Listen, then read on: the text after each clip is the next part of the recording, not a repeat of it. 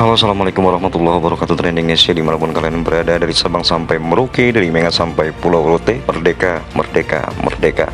NKRI, harga mati Indonesia Jaya, Nusantara milik kita, bukan milik Habib Askenazi Yaman Selatan. Berita kali ini tentang korupsi Kementerian Agama yang diduga melakukan korupsi 3,7 triliun rupiah di masa pemimpin Kementerian Agamanya adalah Gus Yakut Kaumas. Korupsi ini adalah dana kuota haji dan diduga melibatkan Ketua PBNU Yahya Khalil Stakuf, juga melibatkan para petinggi pengurus PBNU, juga para Habib Yaman Selatan yang ada di PBNU, juga terindikasi diduga melibatkan Lutfi bin Yahya.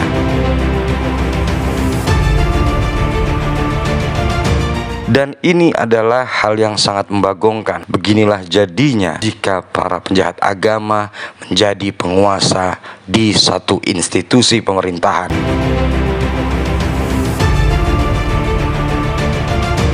Dan kasus ini harus diusut tuntas, serta pengurus besar PBNU harus mengadakan MLB atau musyawarah luar biasa.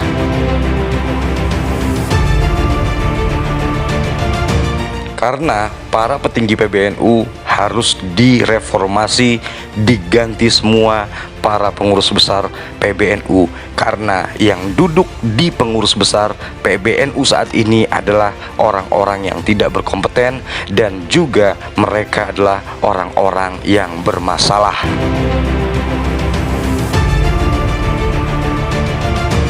Karena para pengurus besar Nahdlatul Ulama telah keluar dari cita-cita pendiri PBNU, yaitu Mbah Kiai Hasyim Asy'ari. Yang jelas keadaan di tubuh PBNU sudah tidak sehat, dan juga ada indikasi terlibat korupsi dana kuota haji 3,7 triliun rupiah yang diduga dilakukan oleh mantan Menteri Agama Yakut Kaumas, yang diduga kuat juga melibatkan para petinggi pengurus besar Nahdlatul Ulama seperti Fahrul Razi, Miftahul Ahyar, dan juga Gus Ipul, serta 7 orang para habib yang ada di PBNU bersama Lutfi bin Yahya.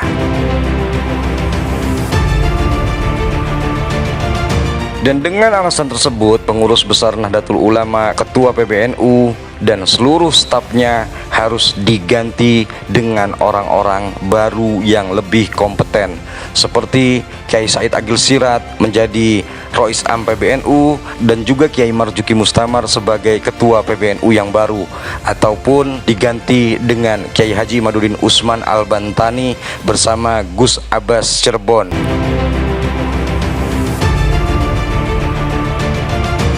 Reformasi para petinggi PBNU ini bukan tanpa alasan, karena PBNU menutupi kasus korupsi dana haji yang terjadi di Kementerian Agama, dan juga para petinggi PBNU ini berkomplot dengan para Habib Askenazi Yaman Selatan untuk menguasai PBNU.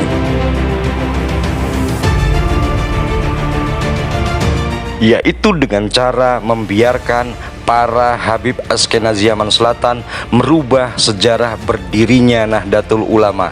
Dan ini tidak boleh dibiarkan, karena mereka ingin menghegemoni umat Islam di Indonesia dengan menguasai PBNU, dan mereka mengarang cerita bahwa pendiri PBNU adalah mereka dari golongan Habib Askenazi Yaman Selatan.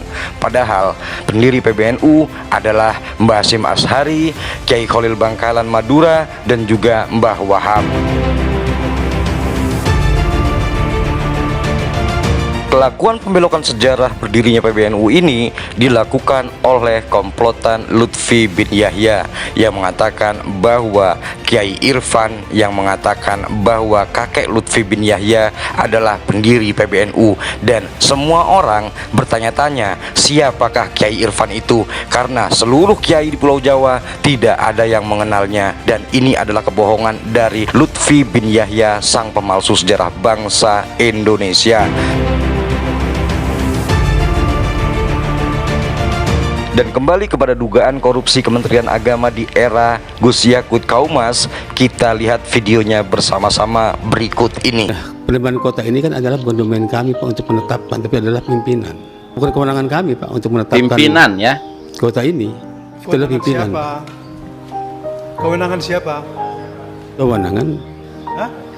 kewenangan Menteri Agama, Pak. Pemberangkatan 3.503 jamaah haji khusus dengan status tanpa antri. Mendaftar antri, tahun ya? 2024 dan berangkat tahun 2024. Kok diam? Kok diam? Nggak jawab? 2000 Waduh. years. Anda sehat? Anda sehat? Alhamdulillah sehat. Anda tidak bisu kan? Tentunya kan bisa bicara Pak ya. Silakan Pak, mau dijawab Pak daripada ini. Itu hak haji reguler, Pak, yang sudah puluhan tahun menunggu. Bapak, masa Bapak ambil? Iya. Tega betul kita. Puluhan tahun mereka menunggu, Pak. Ya, banyak emang. Lumayan 9.000 orang akan berangkat itu. Bapak berikan kepada orang yang berduit berangkat haji. Ada satu video yang mana Kiai Haji Ashad Syamsul Arifin memberikan ketegasan semasa hidup beliau dalam membela NU. Apabila ada orang berpidato baik dari PBNU tapi merugikan NU, jangan diikuti. Jangan diikuti kalau ingin selamat. Ada orang berpidato tapi merugikan NU, jangan diikuti, baik dari PBNU. Berikut videonya.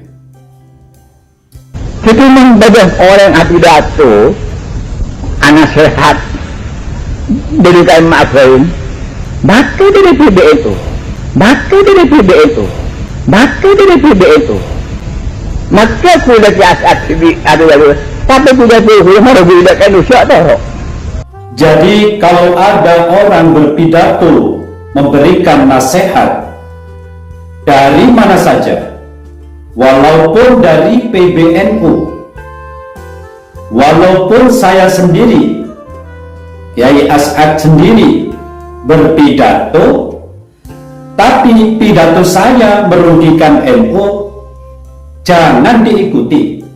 Cak toro enak, cak toro enak. Meyakini bahwa para habaib ini memang memiliki silsilah yang sambung kepada Rasulullah Sallallahu Alaihi Wasallam. NU harus solid, NU harus jelas, karena banyak sekali mereka itu yang nyusup di NU.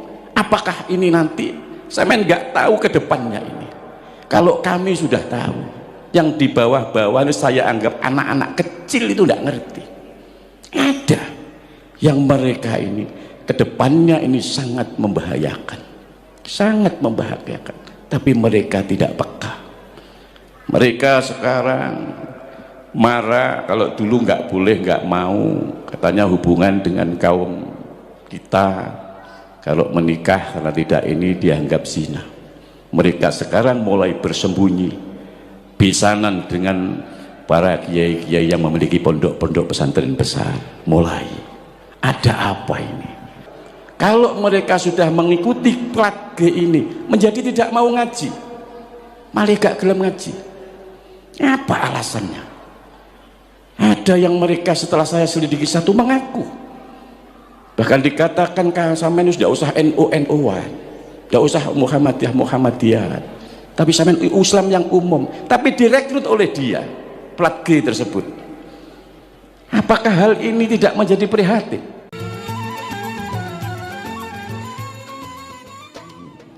Para ulama, para ustadz-ustadzah, nahdiyin nahdiyat yang dimuliakan Allah Subhanahu wa ta'ala, satu-satunya organisasi yang disebut di dalam Al-Quran itu hanya Ansor. Induknya NU, Muhammadiyah, Persis, yang lain-lain itu yang ngaku-ngaku dekat sama Nabi itu tidak disebut di dalam Al-Quran. Ansor itu disebut di Al-Quran, disebut di dalam surat Ali Imran 52 dan surat As-Saff ayat 14. Qolal khawariyun nahnu ansarullah amanna billah washhad bi anna muslimun. Disebut 2 kali dalam surat Ali Imran dan As-Saff. Coba sampean cari, NU nggak disebut, Muhammadiyah nggak disebut di Al-Quran, tapi Ansor disebut oleh Allah dalam Al-Quran. Nabi katanya tidak pernah. Nabi pernah. Justru yang mengadakan maulid pertama itu adalah Nabi. Tapi model ikhtifalnya Nabi itu dengan cara berpuasa di hari Senin. Itu dalilnya. Ya Rasulullah, kok sampean ini puasa di hari Senin? Iya, karena yaumul isnin yauma wulidtu. Hari Senin itu hari di mana aku dilahirkan. Itu loh buktinya Nabi mengadakan acara maulid dengan berpuasa. Allahumma sholli ala Muhammad. Sehingga ini semua yang menjadikan kita ini ikhtifal bilaudin Nabi adalah merupakan sebuah ungkapan gembira. Lu jenenge wong seneng, ada yang jingkrak-jingkrak, ada yang macam-macam, namanya orang seneng. Wong seneng kok dadak niru Nabi, ya kita ya seneng. Wong kami juga setiap Senin juga puasa. Istri saya itu ya kalau puasa juga, kami itu sekeluarga kalau hari Senin puasa, Kamis puasa. Karena apa? Ya tadi itu, karena Nabi mengatakan hari Senin itu adalah hari aku dilahirkan. Kalau hari Kamis itu adalah di mana hari buku amalan catatan kalian dipelaporkan oleh malaikat juru catat Raqib dan Yatid kepada Allah Subhanahu wa taala. Saat kamu itu dilaporkan buku amalan catatanmu, kamu dalam keadaan puasa.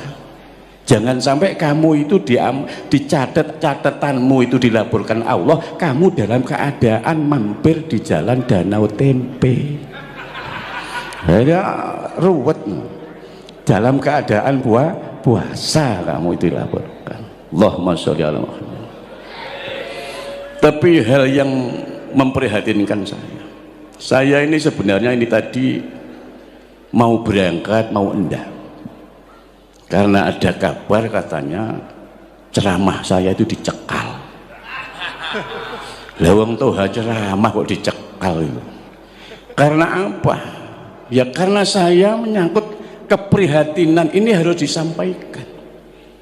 Umat Islam ini harus diedukasi, dididik dengan benar eksistensi Islam ini. Al-Quran disampaikan dengan benar, hadis disampaikan benar dengan sesuai dengan kitab yang ada. Katanya kita ini mau meniru mentauladin Nabi Muhammad SAW. Sampaikan apa yang ada di Al-Quran, sampaikan apa yang ada yang di hadis, sampaikan makalah-makalah ulama yang menerangkan Quran dan hadis, bukan menyampaikan tentang hal-hal yang berhubungan dengan nenek moyang kalian yang berbau halusinasi dan hurufat itu. Allahumma sholli ala Muhammad. Kalau yang disampaikan itu umat jadi bodoh. Kalian direndahkan tapi tidak merasa. Kalian itu mutakharrijin, alumni pondok pesantren, yang minimal Anda itu ya Sabrawi ya khatam, naik ya Iqlal khatam, naik kemudian ya Awamil khatam, Imriti khatam, Alfiyah khatam. Semua ilmu yang ada pada Imam Sibawayh ya kok pelajari. Mestinya Anda ingat dengan guru-guru kalian dan kiai kalian. Kok bisa Anda berubah, berbalik, Anda menjadi penggemarnya pelat G, kan ya aneh ya. Allahumma sholli ala Muhammad. Ini yang membuat saya itu prihatin. Keprihatinan ini. Saya sebut pelat G, letter lek engkau dicekal katanya. Kami ini tidak menebarkan kebencian, tidak. Yang betul-betul mengawal kedaulatan bangsa dan negara itu hanya NU. Dan NU yang diandalkan adalah underbone-nya, yaitu Ansor. Allahumma sholli. Sampeyan saya ceritakan, Makanya saya kalau ada Ansor, saya teringat peristiwa di daerah saya di Banyuwangi. Bagaimana Ansor ditipu, dibantai di daerah Celuring, di Semedok itu. Sampai sekarang saya main ke sana. Saya masih kecil itu. Itu terjadi betul. Bapak saya ini berapa kali oleh partai terlarang itu. Kalau saya sampaikan ruwet lagi siapa pemimpinnya. Ini. Jadi ini yang membuat kami prihatin. Jangan dikira sekarang ini kita ini ya tetap harus solid. Saya pesan NU ini harus menjaga soliditas dan loyalitas. Solid dalam ittihad kebersatuan, loyalitas terhadap NU. Namanya saja Nahdlatul Ulama, bangkitnya para ahli ilmu. Makanya dalam pemukadimah saya tadi mengatakan Allah itu memerintahkan kita untuk nahdoh, bangkit dalam arti melawan kedurjanaan. Makanya baginda Nabi diutus ini yukhrijuhum minad dzulumati ilan nur, untuk mengeluarkan umat ini dari kegelapan kebenaran. Yukhrijuhum minal bid'ati ilas sunnah, supaya keluar mereka ini dari hal-hal yang bid'ah yang di situ tidak direkomendasi oleh ulama, ila sunnah, terhadap sunnahnya baginda Nabi Muhammad sallallahu alaihi wasallam. Allahumma sholli ala Muhammad. Lalu saya kalau Ansor itu mengingatkan bagaimana baginda Nabi mencontohkan hubungan antara kaum muhajirin, kaum pendatang, dengan kaum Ansor. Dalam piagam Madinah baginda Nabi menyatakan al muhajirina min Quraisy wal ansori min Yathrib wan nasara wal yahud innahum kanu ummatan wahidah. Al muhajirina, orang-orang yang pindah, kaum pendatang, min Quraisy, dari Quraisy, wal ansori, daun kaum Ansor itu min Yathrib, dari Yathrib Madinah. Dulu namanya Yathrib Pak, sekarang Madinah. Wal nasoro, dan kaum Nasrani, wal yahud, dan kaum Yahudi. Innahum, sesungguhnya mereka, kanu ono sapa kabeh iku mau iku umat wahidah, yang satu. Allahumma sholli ala Muhammad.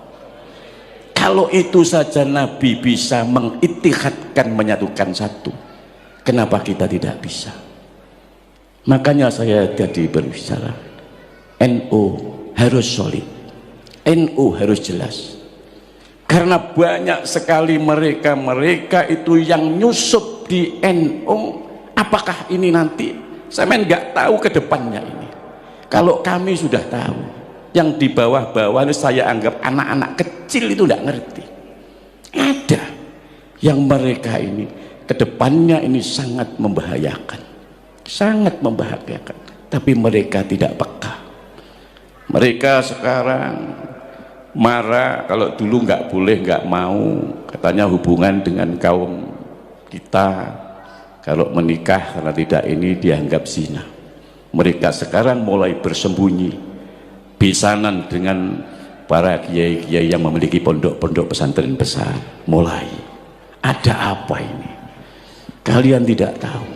Ada, saya bersahabat banyak dengan kalangan plat G itu, saya banyak bersahabat. Di depan G itu baik, tapi di belakang saya ada. Murid-murid saya itu banyak, ribuan bahkan ratusan. Kalau mereka sudah mengikuti plat G ini, menjadi tidak mau ngaji, malah gak gelem ngaji. Apa alasannya?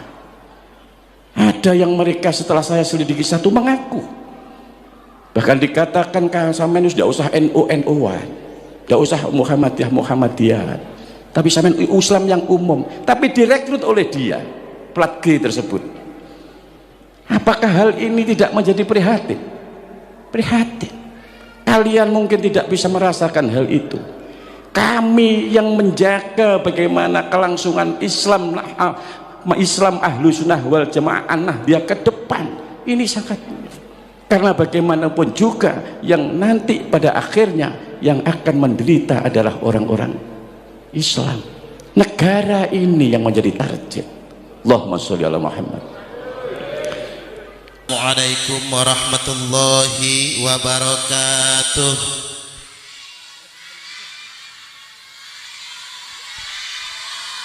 Tabi pun yang terhormat Romo Kiai Haji Imaduddin Utsman Al-Bantani, mata'ana Allahu bituli hayatih wa nafa'ana Allahu bi'ulubih, Allahumma amin. Yang terhormat Bapak dan Ramil Jati Agung, Ibu Kapolsek Jati Agung, Bapak Kepala Desa Fajar Baru yang manis dan ganteng, M. Agus Budiantoro, tuan rumah Kiai Raden Ageng Indra Fatahillah, Kasepuhan PWI Lampung, kalau di NU seperti Roi Suryah, yakni Romo Kiai Haji Raden Muhammad Soleh Bajuri MHI, Kasepuhan PWI Lampung juga Dr. Kiai Haji Rosyidi MA. Kemudian yang kami ta'zimi Mustasyar PCNU Lampung Selatan Romo Kiai Haji Nur Kholis Ahmad. Selanjutnya para kiai yang lainnya nanti biar Yai Imat aja yang menyebutkan karena sudah saya tuliskan biar nggak berulang-ulang. Baik Bapak Ibu, kita ada dua sesi. Sesi pertama pemaparan 30 menit. Sesi kedua tanya jawab. Nanti penanya harus naik ke podium itu yang di tengah. Jadi setiap penanya satu termin 3 orang memperkenalkan diri dan bertanya dari podium yang ada di sana. Pertanyaannya dibuat efektif karena memberi kesempatan yang lain juga untuk bertanya. Selanjutnya sebelum kita mulai, seperti yang dikatakan Pak Kades tadi, PWI Laskar Sabilillah tidak ada apa istilah, bukan, kalau politik udah jelas, ini nggak ada politik ya. Kita ini politik NKRI, presiden kita Prabowo Subianto dan Mas Gibran Raka Buming Raka, gambarnya udah di sono tuh ya.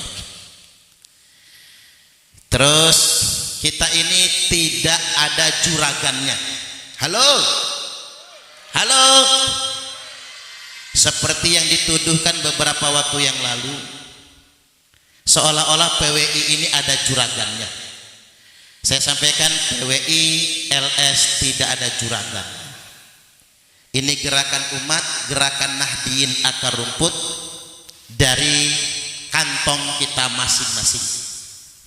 Termasuk acara malam ini, sebagian besar dari kantongnya Ki Ageng Indra Fatahillah. Kita doakan beliau tambah kaya.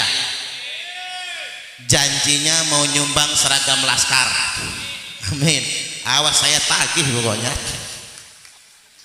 Ini murni.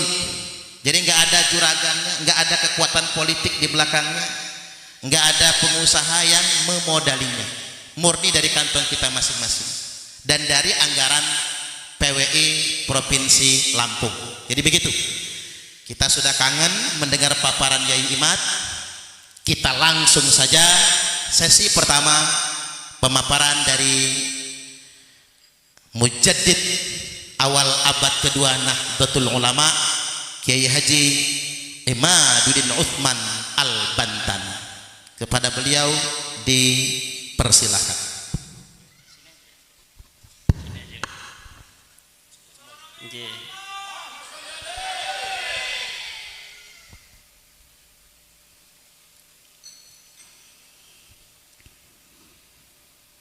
Assalamualaikum warahmatullahi wabarakatuh.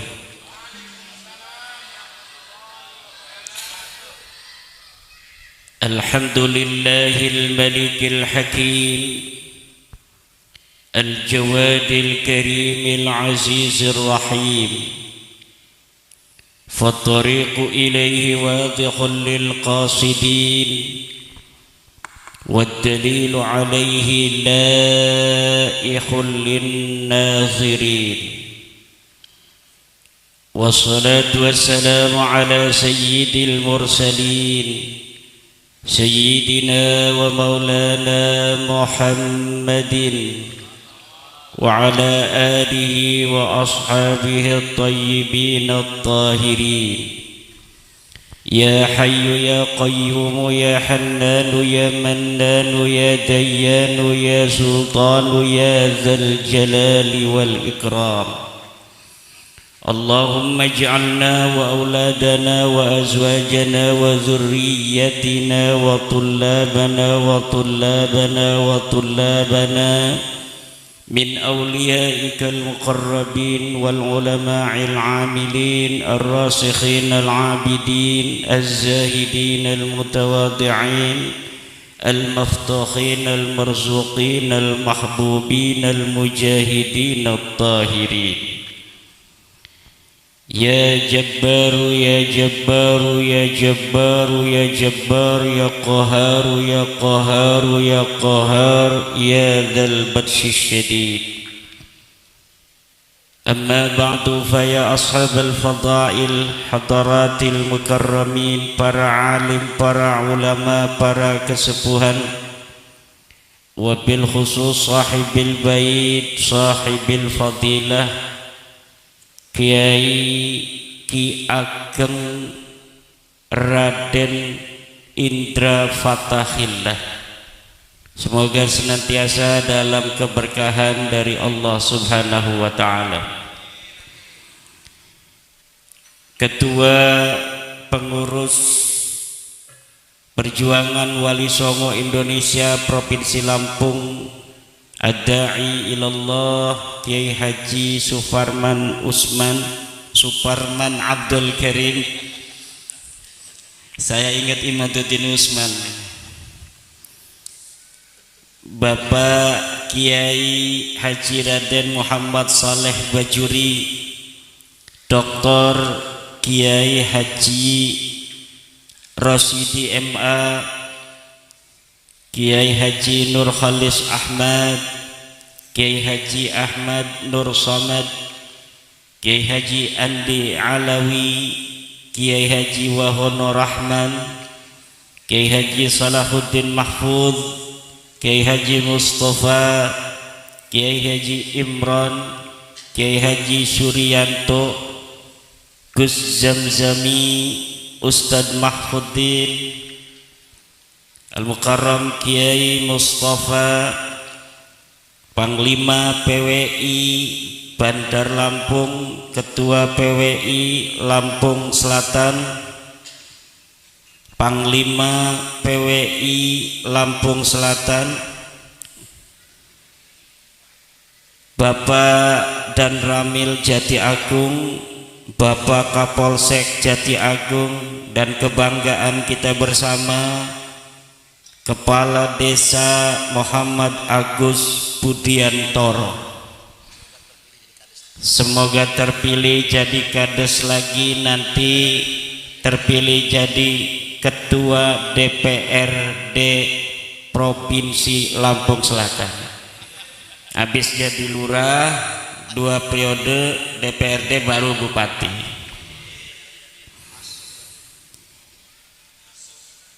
Salawat dan salam sebelumnya, puja dan puji dulu kepada Allah yang Maha Suci, yang telah memberikan nikmat-nikmatnya yang tiada teruji, terutama nikmat iman penyejuk hati dan nikmat Islam penerang diri yang telah memberikan kepada kita iman Islam, sehat walafiat, sehingga pada malam hari ini kita dapat berkumpul di tempat yang berkah ini insyaallah.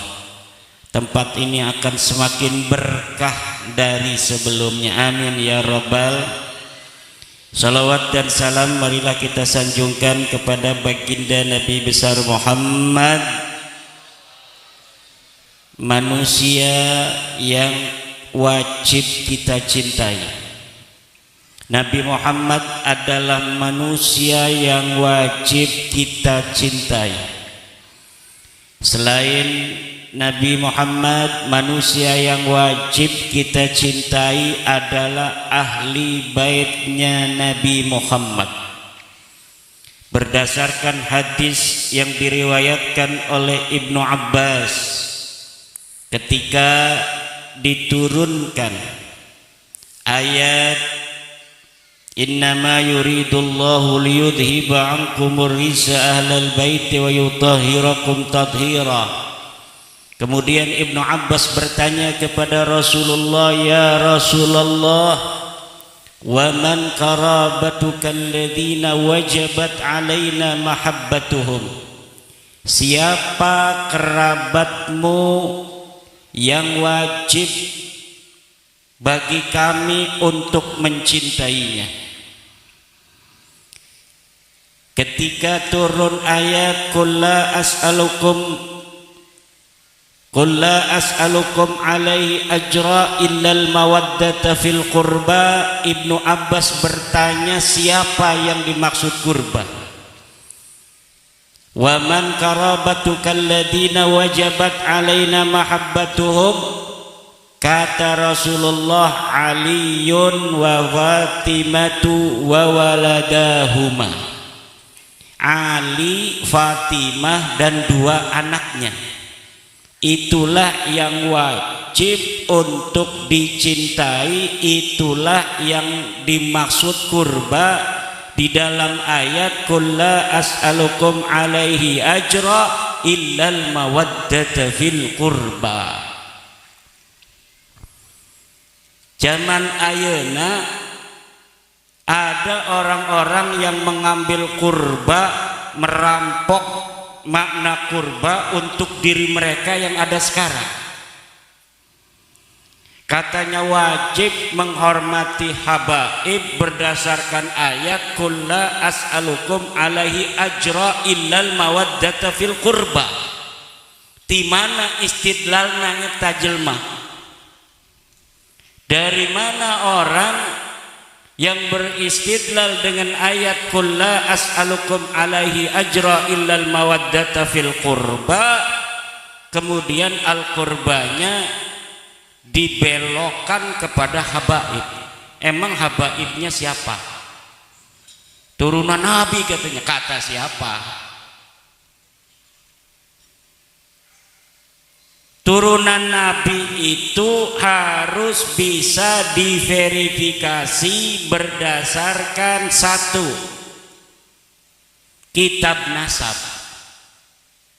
dua, kitab sejarah, tiga, tes DNA. Kitab nasab putus, tidak ada satupun kitab nasab yang mencatat habaib ini sebagai keturunan Nabi sampai mereka mengaku di abad 9. Tidak ada. Kitab sejarah tidak ada susunan nama-nama dari leluhur mereka para habaib ini yang dicatat dalam sejarah. Mereka bikin sendiri sejarah-sejarah mereka. Katanya seorang imam, seorang mujtahid mutlak, seorang waliullah. Tapi ketika diteliti di dalam kitab-kitab yang ada pada zamannya masing-masing, tidak ada. Secara tes DNA melenceng kemana-mana. Tes DNA-nya keluarga Nabi yang ada sekarang keturunan J1, dia tes DNA-nya G, golf, gatel. Lalu mereka mengaku turunan Nabi berdasarkan apa? Orang mengaku ya boleh-boleh saja, tapi pengakuan itu harus ilmiah. ilmiah dalam filsafat itu mempunyai syarat. Pertama, dia harus logis, verifikatif, pragmatif. Ini nasabnya para habaib tidak logis. Kenapa tidak logis? Karena dia mengaku di abad ke-9 tentang orang-orang yang ada di abad ke-4 Hijriah, sementara di abad 4 Hijriahnya sudah ditulis nama-nama keluarga Nabi, nama-nama keturunannya. Katanya mereka keturunan Ahmad bin Isa dari anaknya yang bernama Ubaid. Sementara di kitab nasab yang ada di abad 4, anaknya Ahmad bin Isa tidak ada yang namanya Ubaid. Anaknya Ahmad bin Isa hanya 3, namanya Muhammad, Ali, dan Husain. Lalu berdasar apa mereka mengaku turun Rasulullah dari Ahmad bin Isa? Padahal Ahmad bin Isa tidak punya anak namanya Ubaid. Sederhana sekali. Hanya begitu saja sebenarnya. Kitab-kitab yang ada di abad ke-4, Siri Silsilatul Alawiyah, di abad ke-5 Tahdibul Ansab Al-Majdi Muntaqilatul Talibiyah, tidak mencatat Ahmad bin Isa punya anak namanya Ubaid. Di abad ke-6 seorang ulama ahli sunnah wal jamaah madzhab Syafi'i, pengarang tafsir Mafatihul Ghaib, namanya Imam Al-Fakhrur Razi, di dalam kitab nasabnya yang bernama Asy-Syajaratul Mubarakah menyatakan anaknya Ahmad bin Isa hanya 3. Pertama Muhammad, Ali, dan Husain. Tidak ada yang bernama Ahmad. Begitu pula kitab-kitab nasab yang ada di abad ke-7, Al-Fakhri, Al-Asili. Di abad ke-8 ada kitab As-Sabatul Musal. Ini semuanya kitab nasab. Yang saya sebutkan ini kitab nasab. Di abad ke-9 ada Umdatul Talib Al-Kubra, Umdatul Talib Al-Wusta, Umdatul Talib Al-Sugra. Semuanya tidak mencatat Ahmad bin Isa punya anak bernama Ubaid, Ubaidillah, atau Abdullah. Baru di abad 9 ini para Habib Ba'lawi nulis kitab namanya Al-Burqatul Musyiqah. Kitabnya bukan kitab nasab, nah, kitab tasawuf, kitab khurafat-khurafat, cerita-cerita keramat yang tidak terverifikasi. Itu namanya Kiai Wahono, itu khurafat. Kalau misalnya karamat para wali itu benar, itu namanya karamah. Ditulis oleh orang yang melihat tentang keramatnya seorang kiai, seorang wali, itu namanya keramat. Tapi kalau cerita-cerita palsu, cerita-cerita fiktif akan seseorang kemudian dicatat di dalam satu kitab sementara tidak terjadi pada masanya, itu namanya khurafat, cerita-cerita palsu, hanya untuk mengangkat performa kesejarahan orang yang dimaksud saja. Sebenarnya orang itu tidak seperti itu, pada masanya enggak dikenal. Seperti katanya Mi'raj 70 kali sehari. Kakeknya Ba'lawi ini Faqih Muqaddam Mi'raj 70 kali sehari. Itu tidak rasional, yang pertama. Yang kedua, pada masanya hidupnya Faqih Muqaddam ini, dia hidup di abad ke-7 Hijriah, 653 Hijriah dia wafat. Tidak ada satu kitab pun yang mencatat tentang sosok bernama Faqih Muqaddam ini. Teu aya jelmana. Tidak dicatat sebagai ulama, tidak dicatat sebagai wali, tidak dicatat sebagai lurah. RT aja, nggak ada itu tulisannya Faqih Muqaddam jadi RT pada masanya. Kitab-kitab sejarah banyak sekali yang ada di abad ke-7 itu. Kitab-kitab sejarah itu sudah banyak di Yaman itu.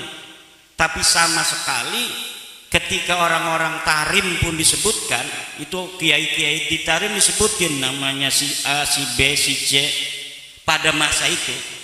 Tapi ini sosok Fakih Muqaddam iya ente disebutkan. Ini adalah sebuah tanda bahwa memang sosok ini tidak ada. Minimal ada tapi dia bukan siapa-siapa. Lalu bagaimana setelah beberapa ratus tahun di abad 9, 895 Hijriah, dia ditulis begitu besar, melebihi Sayyidi Syekh Abdul Qadir Al-Jailani. Sayyidi Syekh Abdul Qadir Al-Jailani ini hidup di abad ke-5 ke-6. Itu pada masanya dicatat semua oleh para ulama. Ibnul Jauzi yang satu masa dengan Syekh Abdul Qadir Jailani, ulama yang menulis kitab, yang mencatat di Baghdad ada seorang ulama besar yang kalau ngaji ribuan jumlahnya, yang keramatnya itu zahir namanya Syekh Abdul Qadir Al-Jailani. Ini contoh orang asli, keramatnya asli.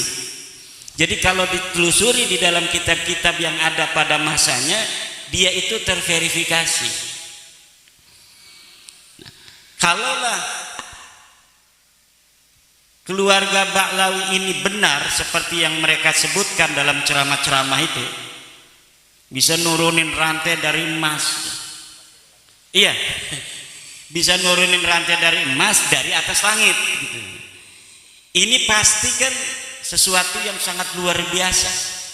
Tentunya kalau misalnya terjadi, tidak hanya dilihat oleh anak cucunya yang menulis itu dong, karena kan dari langit di atas banyak yang lihat, harusnya banyak yang lihat juga dong ulama-ulama di Tarim itu.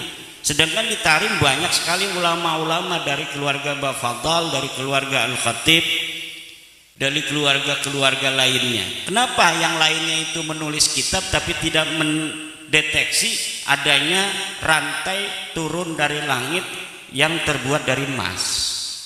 Itu tidak ada lagi jawabannya kecuali memang berita itu palsu. Itu namanya khurafat. Itu dari ilmu sejarah tidak terverifikasi, ilmu nasab tidak terverifikasi, ilmu filsafat tidak terverifikasi, karena filsafat harus logis tadi kan, harus logis, verifikatif.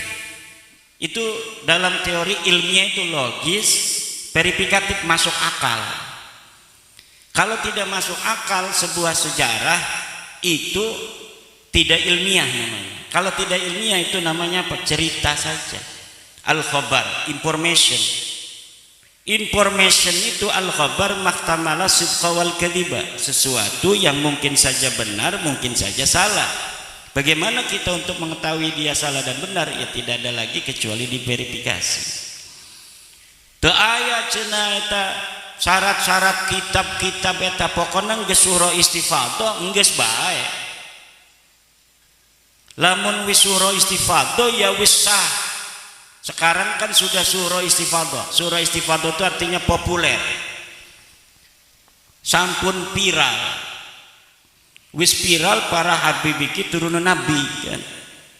Itu sudah katanya, kata Hanif Alatas. Kalau sudah surah istifadhah ya sudah katanya. Harus diterima sebagai turun nabi. Tidak bisa bos, tidak bisa. Surah istifadhah itu dalam ilmu nasab itu ada definisinya, ada syarat-syaratnya. Kata Ibnu Hajar Al-Asqalani mengatakan, innan nasaba mimma yasbutu bil istifadati illa ayasbuta ma yukhalifu. Nasab itu memang termasuk sesuatu yang bisa untuk ditetapkan dengan popularitas. Cukup populer saja bahwa Kiai Suparman anaknya Kiai Ahmad, udah didengar di tengah masyarakat begitu ya sudah, gak usah diteliti-teliti siapa dukun yang menyaksikan lahirnya Kiai Suparman dari istrinya Kiai Ahmad, gak usah begitu. Tapi apabila sudah nyata ada bukti yang membantah, misal ternyata Kiai Suparman dari Kiai Ahmad ini hanyalah anak angkat, maka surah istifadhah itu batal. Dalam kaidah ilmu nasab, idza wujidatir riq'atu batalatil istifadatu. Apabila kitab sudah ditemukan, maka istifadah itu batal. Nah sekarang kitabnya sudah ditemukan, As-Sajarah Al-Mubarakah. Anaknya hanya 3, Ahmad bin Isa, Muhammad, Ali dan Husain. Teu aya putra anu ngaranna Ubed, teu aya putra anu ngaranna Ubedillah, teu aya putra anu ngaranna Abdullah. Nah kalau sudah begini berarti surah istifadah itu batal. Katanya kan sudah ada di dalam kitab nasab abad 10, yaitu kitab nasab yang pertama kali mencatat Ba'lawi sebagai turunan Nabi itu adanya di abad 10 Pak. Jadi orang yang diakunya ada di abad keempat, Ahmad bin Isa 345 Hijriah, baru ditulis 651 tahun kemudian. Jadi orangnya itu ada di abad keempat, baru dicatat punya anak namanya Ubed ini tahun 996 Hijriah, 651 tahun, dalam sebuah kitab yang namanya Tuhfatut Talib.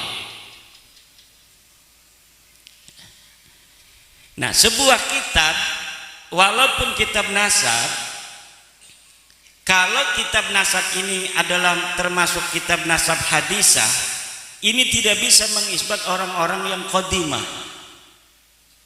La yumkinunal hadisu anin nasabil qadimi binaan ala ma warada fil kutubil hadisah. Kata ahli nasab itu dalam kitab Usulu Ilmil Ansab, bahwa la yumkinunal hadis, kita tidak mungkin berbicara anin nasabil qadim, tentang nasab yang sudah jauh di abad keempat, binaan, berdasarkan ala ma warada fil kutubil hadisah, dengan berdasarkan kitab-kitab yang ada di tahun-tahun yang baru seperti 900 Hijriah, abad 9 Hijriah. Tidak bisa. Kalau bicara tentang Ahmad bin Isa, ya kitabnya harus kitab abad keempat. Kalau tidak ada yang paling dekat, kalau tidak ada yang agak dekat, kalau tidak ada yang agak dekat berikutnya. Demikian cara bekerja ilmu sejarah dan ilmu nasab.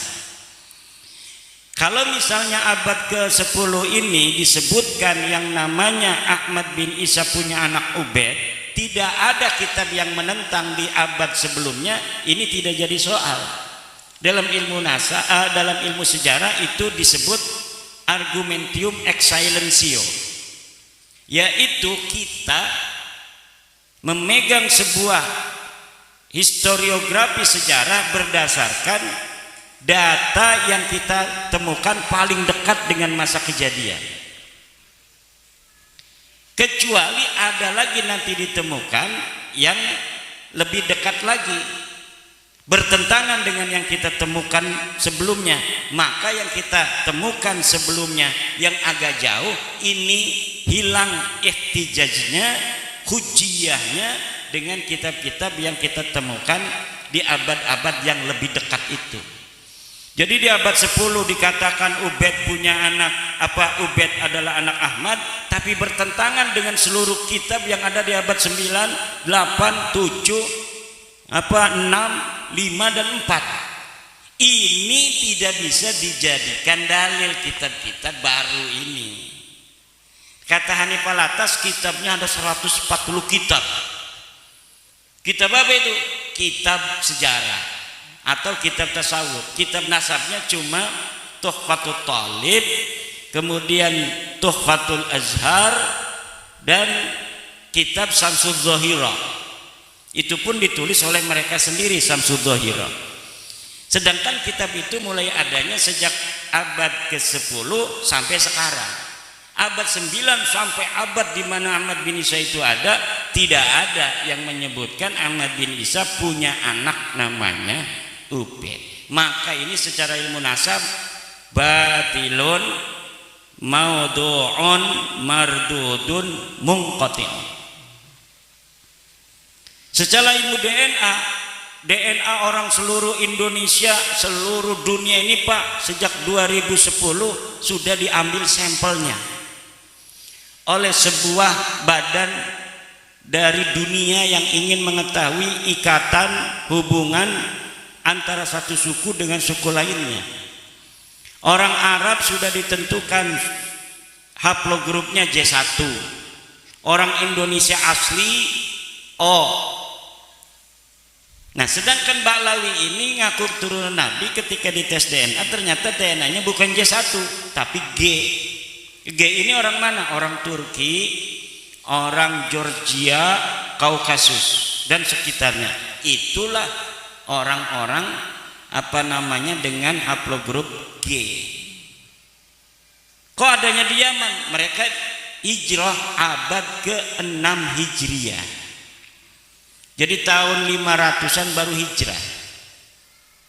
Kok ngakunya dia punya buku mengatakan hijrah kakeknya itu abad ke-4 Hijriah. Ini sama sekali bohong. Dia mengatakan bahwa Ahmad bin Isa hijrah dari Basrah ke Hadramaut. Tidak ada. Ahmad bin Isa itu orang Madinah dan dia tetap ada di Madinah. Dia tidak pernah hijrah ke Basrah. Yang hijrah ke Basrah itu Ahmad bin Isa bin Zaid. Makamnya ada di Basrah sekarang, di Najaf. Ahmad bin Isa bin Zaid. Kalau Ahmad bin Isa bin Muhammad An-Naqib bin Ali Al-Uraidi bin Ja'far As-Sadiq, dia orang Madinah dan ada di Madinah. Di mana makamnya? Kalau misalnya Kiai Imad tidak mengatakan makamnya ada di Basrah atau makamnya ada di Hadramaut, di mana makamnya? Enggak penting mengetahui makam. Karena miliaran manusia dari zaman Nabi Adam, hanya beberapa yang sampai sekarang ini masih ada makamnya. Kakek kita aja coba urut kakek kita 5. Apakah seluruh kakek kita 5 itu makamnya masih terdeteksi ataukah tidak? Mungkin hanya sedikit orang yang bisa mendeteksi 5 leluhurnya makamnya masih utuh.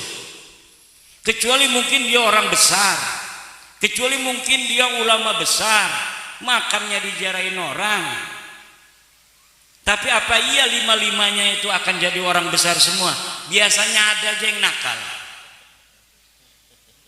atau jadi orang biasa-biasa saja dan makamnya kemudian dilupakan. Jadi tidak penting ketika kita sudah mengetahui bahwa Ahmad bin Isa itu tidak hijrah ke Hadramaut, lalu katanya kalau makamnya itu bukan di Hadramaut, makamnya ada di mana? Sekarang ini kan makamnya dijarahin orang tuh.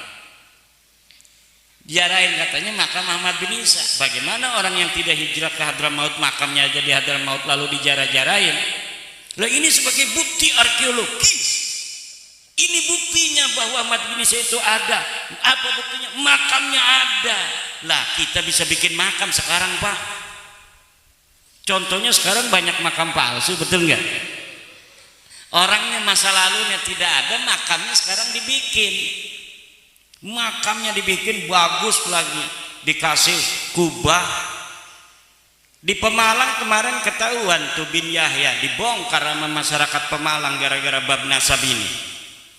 Dulunya mereka ikut berziarah sampai nangis-nangis ziarahnya. Allah ya Allah. Sekarang dia yang bongkar sendiri. Yang bongkar sendiri orang yang jarang nangis-nangis itu. Lah ini yang terjadi sebenarnya seperti ini. Dan ini bapak-bapak ibu-ibu bukan sebagai kita benci kepada Ba'lawi, kepada Habib, bukan. Tapi kita ingin mengatakan bahwa kalau kita umat Islam ini cinta pada Rasul dan wajib menjaga keturunan Rasulullah, nasab-nasabnya yang orang mengaku turun Rasulullah itu harus asli. Kenapa? Ada kaitan antara pengakuan orang yang mengaku keturunan Nabi dengan masalah-masalah teologi. Kan kita ahli sunnah wal jamaah. Dalam ahli sunnah wal jamaah kita wajib mencintai ahlu bait. Ahlu bait itu tadi la as'alukum alai ajra illal mawaddata fil qurba. Siapa itu? Kata Ibnu Abbas, Rasulullah pernah mengatakan yang dimaksud al-qurba itu pertama adalah Aliun wa Fatimatu wa waladahuma, Ali, Fatimah dan dua anaknya. Selain ahli bait yang 5 ini termasuk baginda Nabi, keturunannya pun dalam tradisi, bukan dalam ajaran, dalam tradisi Ahlussunnah wal Jamaah ini mendapatkan tempat. Kenapa saya bilang itu dalam tradisi bukan dalam ajaran? Karena tidak ada satu dalil pun yang kuat yang menyatakan kewajiban kita untuk mencintai keturunan Nabi, itu tidak ada. Kalau mencintai ahli bait ini yang tadi itu Fatimah, Ali, siapa, Hasan, Husain, itu ada dalilnya tadi. Pertanyaan dari Ibnu Abbas, wa man qarabatukan ladina wajabat alaina mahabbatuhum, siapa kerabatmu ya Rasulullah yang wajib kami cintai? Kan wajib tuh, itu dilalatan sorihatan, wajib mencintai mereka. Siapa? Dijawab oleh Nabi, Aliun wa Fatimatu wa waladahuma, Ali, Fatimah dan dua anaknya. Kalau keturunannya tidak ada dalil yang sharih yang menyatakan bahwa kita wajib sebagai umat Islam untuk mencintai turunan Nabi, tidak ada. Tapi walaupun tidak ada, di dalam tradisi kita memiliki perhatian khusus, kecenderungan khusus untuk mencintai keturunan Nabi. Akhirnya kecenderungan mencintai keturunan Nabi ini dimanfaatkan oleh orang-orang yang mengaku keturunan Nabi. Ki Ageng didatangi ke orang kaya, dia didatangi Habib, ya, ana duriat Nabi, minta motor Hercules, motor apa tuh?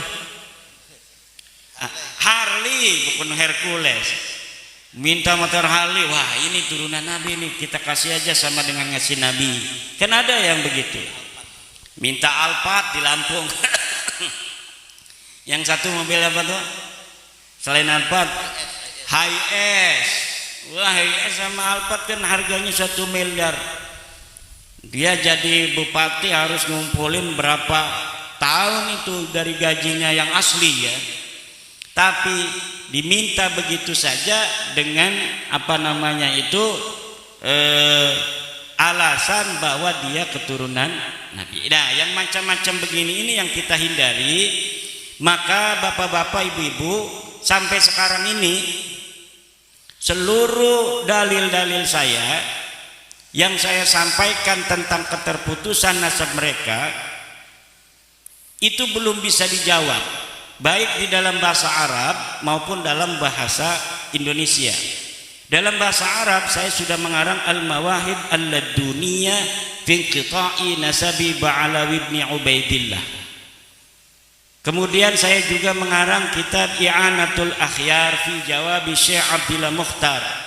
Ini ada seorang kiai, Syekh Abdullah Mukhtar, yang apa namanya menjawab tesis saya dengan bahasa Arab. Kemudian saya tulis jawaban-jawabannya dalam kitab I'anatul Akhyar fi Jawabi Syekh Abdullah Mukhtar.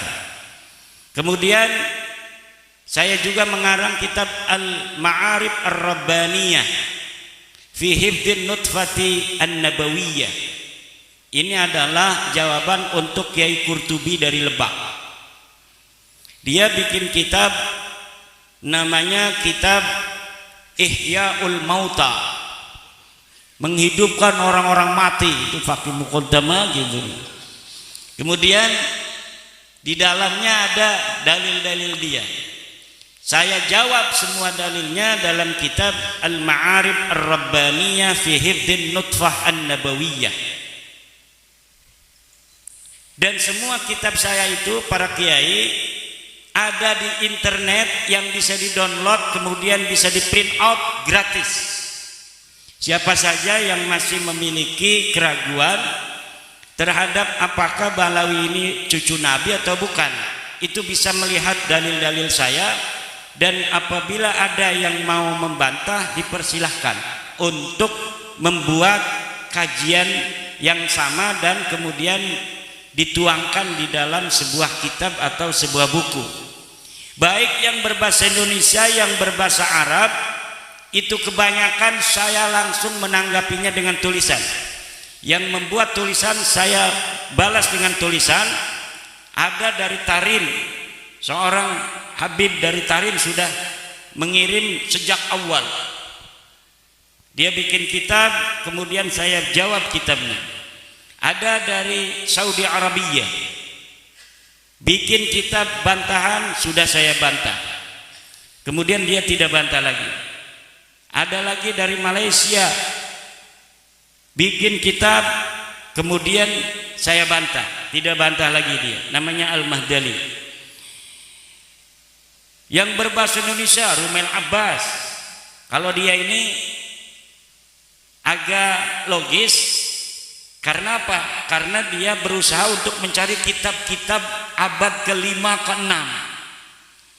Dia katanya mendapatkan, setelah saya teliti, ini kitab tulisannya aja abad ke-6, tetapi ternyata ditulisnya tahun 1960 Masehi. Baru 50 tahun. Jadi kitabnya saya sebut kitab palsu. Dari mana saya tahu palsunya itu? Ya, ada metodologinya kita untuk mengetahui sebuah manuskrip itu asli atau tidak. Kemudian apakah manuskrip itu betul-betul sesuai dengan yang diatribusikan namanya.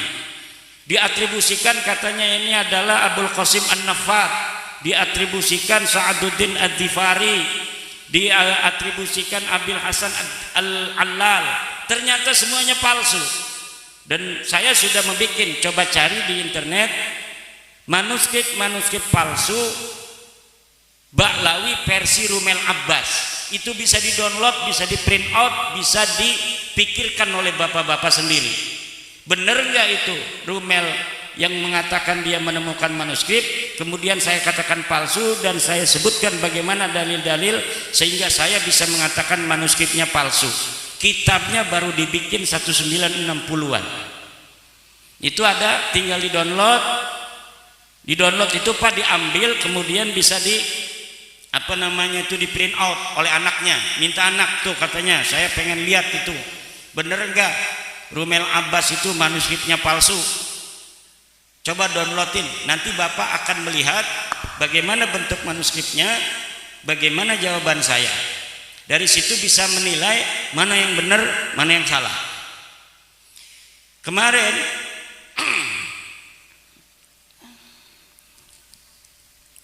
ini udah ini ya.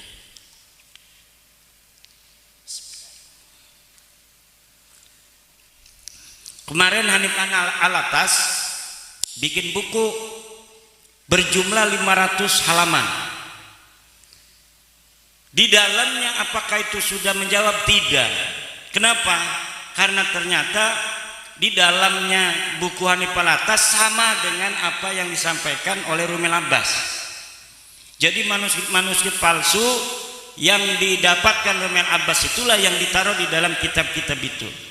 Mengenai tentang data-data yang ada di abad ke-4, ke-5, ke-6, pokoknya sebelum abad 9, ketika mereka mengatakan menemukan, ternyata bohong.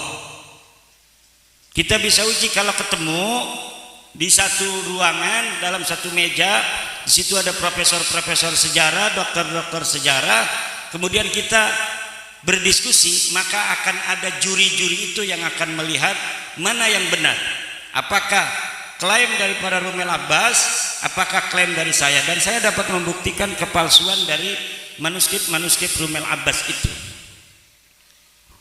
Nah, kemudian 500 halaman itu dalamnya itu cuma hal-hal yang pernah didiskusikan bersama, tulisan-tulisan tentang saya tidak mengakui ulama-ulama besar.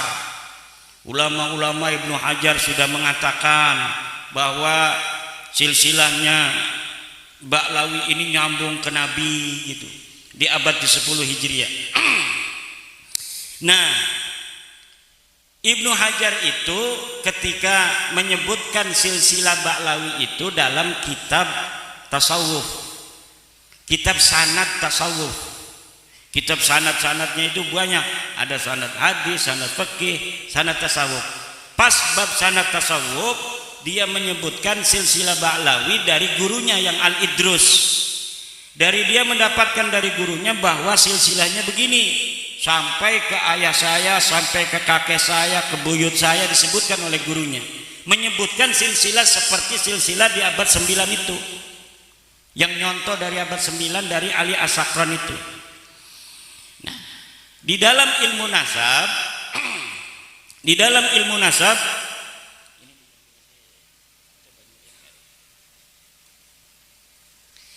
di dalam ilmu nasab ada sebuah kaidah bahwa la yukhadu hadzal ilmu ayin nasabu illa an maraji'ihi wa masadirihi.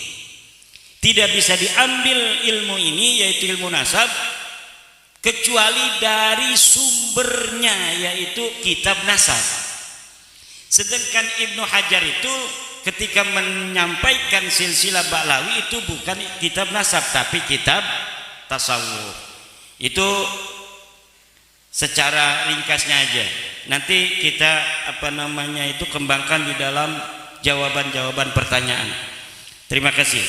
Itulah tadi cuplikan yang mana mengabarkan NU dalam bahaya karena kepengurusan dari PBNU serta Kementerian Agama pada waktu itu Gus Yakut diduga tersandung korupsi dana haji, dan ini sebuah pukulan bagi NU yang notabene organisasi terbesar di Indonesia, serta seruan-seruan dari para ulama untuk secepatnya menggelar MLB agar bisa digantikan dengan kepengurusan yang baru.